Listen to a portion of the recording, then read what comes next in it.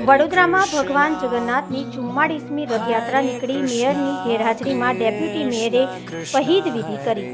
વડોદરાના ગોત્રી ખાતે આવેલા ઇસ્કોન મંદિર દ્વારા સ્ટેશન વિસ્તારમાંથી ભગવાન શ્રી જગન્નાથની 44મી રથયાત્રાનો પ્રારંભ કરવામાં આવ્યો છે। શહેરમાં પ્રથમ નાગરિક મેયર પિંકીબેન સોની ઉપસ્થિત ન રહેતા ડેપ્યુટી મેયર ચિરાગ બારોટના હસ્તે શહીદ વિધિ કરવામાં આવી હતી।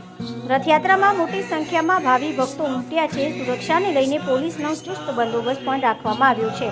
સાથે સાથે ભક્તોમાં અનેરો ઉત્સાહ જોવા મળી રહ્યો છે। ભગવાન જગન્નાથની રથયાત્રામાં મોટી સંખ્યામાં ભાવિ ભક્તો જોવા મળ્યા બાદ મહાપ્રસાદ રૂપે દર વર્ષની જેમ આ વર્ષે પણ 45 ટન શીરો અને હજારો કિલો કેળાનો પ્રસાદ ભક્તોને પીરસવામાં આવ્યો છે।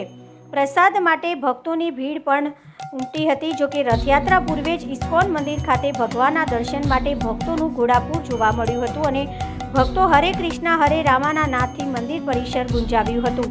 રથયાત્રા પૂર્વે ઇસ્કોન મંદિરમાં શૃંગાર દર્શન, બપોરે રાજભોગ અને આરતી પછી ભગવાન જગન્નાથ, સુભદ્રા અને બલરામની કાષ્ટની મૂર્તિઓ વિધિ કરવામાં આવી હતી। આ મૂર્તિઓનો રથમાં આરૂઢ કરાવી શૃંગાર અને આરતી બાદ બપોરે ભગવાનની રથયાત્રાનો પ્રારંભ કરવામાં આવ્યો હતો। ત્યારે આ રથયાત્રામાં ભક્તો, ભજન કીર્તન મંડળો, સ્વૈચ્છિક સંસ્થાઓ સાથે રાજકીય આગેવાનો પણ જોવા મળ્યા હતા। તો રથયાત્રામાં તુલસીના છોડનું પણ વિતરણ કરાયું હતું।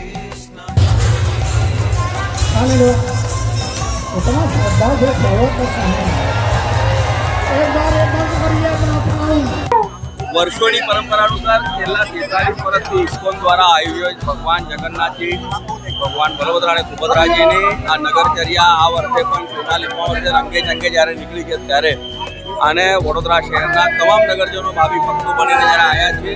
આ પરંપરામાં બીજી એક પણ પરંપરા છે કે આજના દિવસે વરસાદની અભિયાચના થાય છે। આપણે બધાએ અભિયાચનાનો અનુભવ લીધેલો છે। આજે જ્યારે ભાઈ બહેન નગરચર્યા નીકળે છે ત્યારે આપણે બધા એમનું સ્વાગત કરીએ છીએ અને ભગવાન જગન્નાથજી પાસે પ્રાર્થના કરીએ છીએ કે આ જ પ્રકારની અભિવૃદ્ધિઓ વડોદરાવાસીઓ